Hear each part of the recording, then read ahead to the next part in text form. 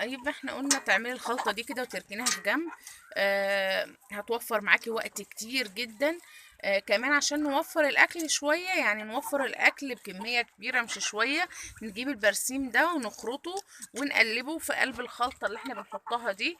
بيوفر معاكي اكل بكمية رهيبة. طيب ناس هيقولوا طب ما احنا مش فاضيين نخرط برسيم، هاتيه مخروط جاهز.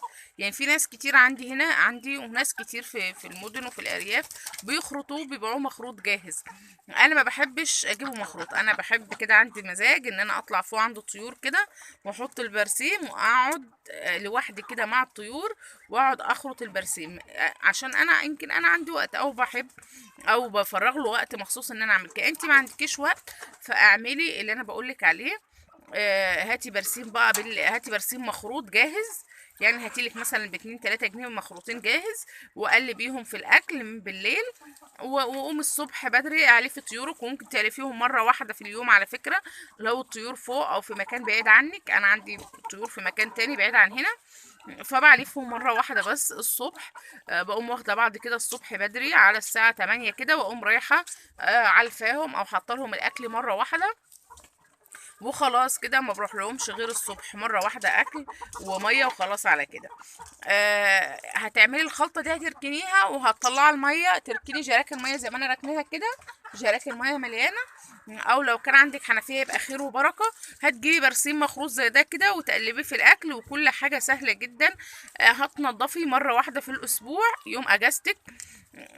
لو انت بتشتغلي يعني شغل حكومة او شغل خارج بره البيت يعني، يوم جمعة كده هتطلعي اخر النهار تقومي منضفة المكان كله، تكنسيه وتنضفيه. بلاش تنضفي كل يوم او كل يومين، ملوش لازمة.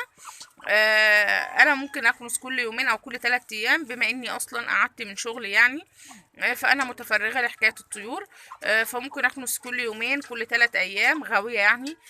لكن لو الاول كنت بطلع اكنس المكان يوم واحد في الاسبوع، فانتي ممكن تعملي كده.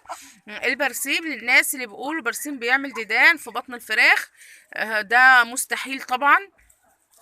البرسيم حلو جدا، انا بقالي سنين على سنين، ده بيرحمني في الشتاء. والله بيرحمني في الشتاء من الاكل شويه.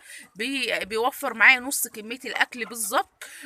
عمر ما حصل ديدان ولا اي حاجه من الحاجات اللي الناس بتقول عليها دي او بتخترعها. البرسيم اصلا يعني لا مؤاخذه في الكلمه، المواشي، البهايم، الجاموس، البقر، الحاجات دي ما بتجيبش لبن الا لما بتاكل البرسيم ده.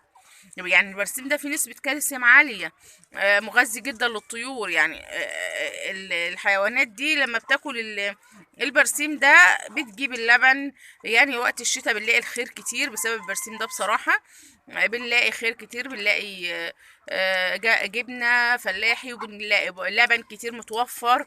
ما بيبقاش شحيح زي الصيف، لان الصيف ما بيبقاش فيه خضار كتير. فبيبقى الخير قليل فيه.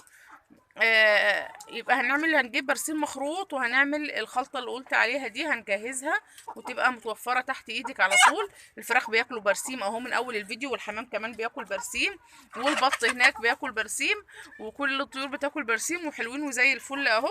اهو زي ما انتوا شايفين مفيش اي حاجة. ولسه كمان هم نقوا الورق ده اكلوه اهو. نقوا الورق ده كده اكلوه. انا لسه هخرط العيدان دي كلها مش هسيبها طبعا يعني. هخرطها والمقص معايا هو هيشتغل دلوقتي، هخرطها كلها هنا وهسيبها بقى هقلبها في الاكل، وهبيتها ياكلوا منها طول الليل. مع شوية عيش كده صغيرين يعني. مع شوية عيش، ولو بقي اكل من ده قدامهم لسه برضو هقلبه فيه. هقلب كله في بعض واسيبهم ياكلوا بالليل. طبعا الطيور بتكبر بالليل اكتر من النهار وبتشيل احجام كويسة.